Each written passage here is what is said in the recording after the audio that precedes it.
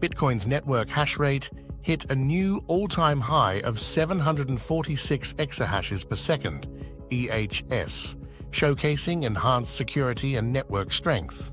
The increase in hash rate suggests that the network's fundamentals remain strong despite short-term price fluctuations. This development could be a bullish signal for long-term investors who view the health of the network as a critical factor in Bitcoin's potential for growth. While prices are still volatile, the rise in hash rate points to continued interest and investment in Bitcoin mining infrastructure. This story is currently trending in the Bitcoin community and highlights the mixed outlook for September.